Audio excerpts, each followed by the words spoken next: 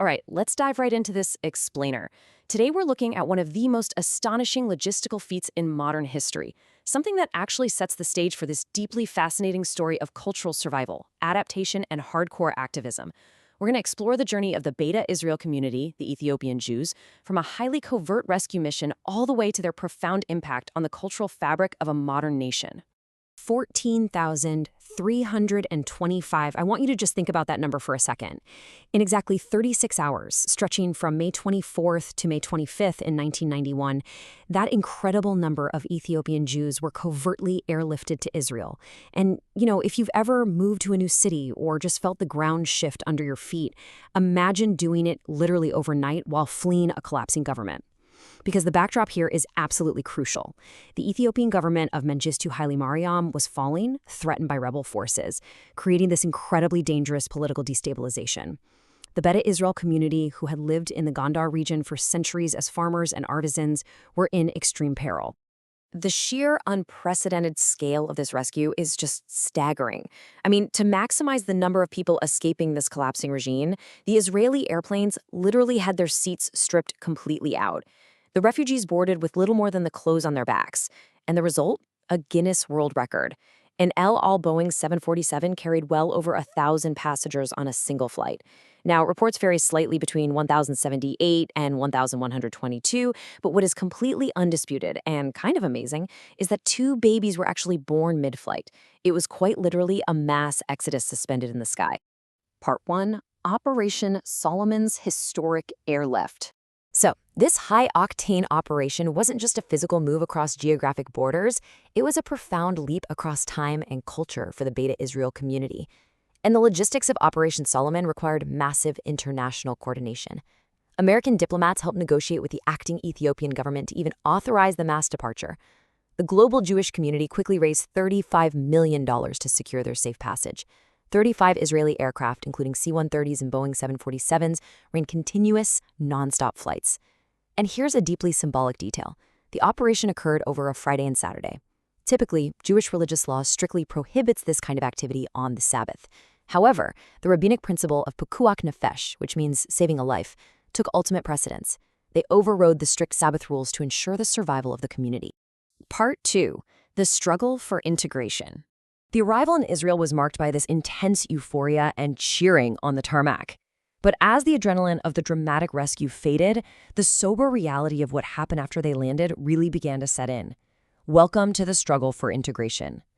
The economic transition was brutally difficult.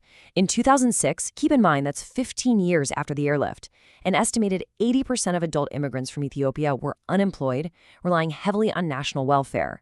It took over a decade for this to notably improve. By 2016, those numbers did drop significantly, down to 26% for women and 20% for men, but those numbers tell a very real story of systemic shock. Moving an entire population from an agrarian, rural lifestyle into a highly competitive, fast-paced urban economy is just an immense hurdle. So the crucial point here is that these immigrants weren't just fighting for jobs. They were fighting a multi-front battle for their very identity. They faced widespread language barriers, since most didn't speak Hebrew when they arrived. Their physical visibility, their skin color, exposed them to severe discrimination and marginalization. But perhaps the deepest cut of all was the religious establishment actually doubting their Judaism. Cut off from the rest of the Jewish world since the First Temple, their ancient practices didn't align with modern oral traditions. This meant devastatingly invalidating their ancient roots, completely stripping their traditional spiritual leaders, the Kasach, of their authority. Part 3. Rise of the 1.5 Generation. To navigate this incredible friction and to fight against this marginalization, a new group of heroes emerged from within the community to lead the charge. In sociological terms, they are known as the 1.5 generation. These are immigrants who arrive not as full adults and not as infants, but as older children or adolescents. So they were educated in their country of origin, but actually came of age in the new country. This unique timing left them kind of trapped between two worlds.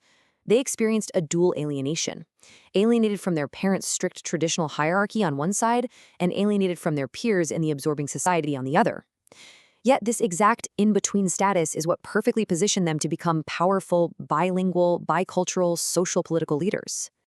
Tracing their activism through the decades reveals how this 1.5 generation bypassed the older, traditional spiritual leaders, the Kasuch, who were often a bit more passive in the face of authority. Back in the 1980s, these young leaders founded the Beta Israel organization to actively protest the religious establishment's demands for conversion. Moving into the 90s, the Israel Association of Ethiopian Jews began turning ethnic holidays into highly politicized events. And by the 2000s, organizations like the Steering Center for Ethiopian Immigrants were actively injecting Ethiopian ethnic education into mainstream schools. They literally weaponized their heritage for political recognition. Part 4. The Syncretism of Sigdad. To bridge that massive gap between their Ethiopian past and their Israeli future, these young 1.5 generation leaders turned to an ancient, unique mountain holiday known as Sigd. The tool they used to transform it is known as cultural syncretism. Simply put, it's the mixing and merging of different customs and beliefs to create an entirely new tradition. The young Ethiopian leaders used this strategy intentionally. They realized that by adapting their most sacred day, they could honor their parents' traditions while simultaneously signaling to the host society that they belonged and that they had something valuable to offer. You can really see this syncretism from the bottom at work here. Historically, in Ethiopia, Sigd was a day of strict fasting. Communities trekked on foot up remote mountains, guided entirely by the older Kesach, in a ritual of pure self-denial and prayer for a return to Zion. Now compare that to the modern Israeli Sigd organized by the 1.5 generation. People arrive at a promenade in Jerusalem via organized buses. The Kesachs still pray, sure, but the event actually stops so national politicians can give speeches to the crowd. There are youth movement tents, there's modern Amharic music playing, and it becomes this massive, unified political and social event. Prominent 1.5 generation leader Aaron McAnonan perfectly captured the mindset of these activists. He said that adapting the Sigd to the new circumstances of life in Israel was a pathway to getting it recognized as a holiday for all Jews, everywhere. They weren't asking to assimilate quietly into the background. No way. They were aggressively offering a lost cultural asset back to the broader society. It was a brilliant strategy.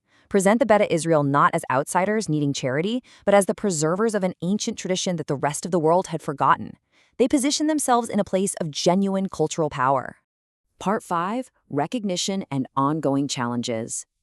This strategic, highly visible ethnic activism ultimately paid off. It forced a massive, historic shift in the national culture, though definitely not without its ongoing battles. Jacob Nogat, another 1.5 generation leader, pushed relentlessly for state validation. And in 2008, his efforts culminated in a huge victory. The government officially established the Sigd law, legally recognizing this ancient African tradition as a national holiday. He called this not just a symbol, but a positive penetration into the mainstream, a formal acknowledgement that Ethiopian culture was now fundamentally part of the national identity. Following that 2008 Sigd law, the whole landscape shifted. Sigded is now a state-funded holiday. The celebrations have expanded far beyond a single religious ritual to include weeks of movies, plays, and youth seminars all across the country. It has generated immense pride and cultural retention among Ethiopian youth. But as these brilliant 1.5 generation leaders are very quick to remind everyone, symbolic cultural acceptance is not the finish line. It has to be paired with true socioeconomic equality. The community continues to battle systemic gaps in education, employment, and policing. It's a sobering reminder that getting a seat at the table is only the first step. Changing the menu, that's the real challenge. Which leaves us with this final, profound question to consider. When a new culture arrives, who really must adapt? Is it solely the burden of the immigrant to assimilate?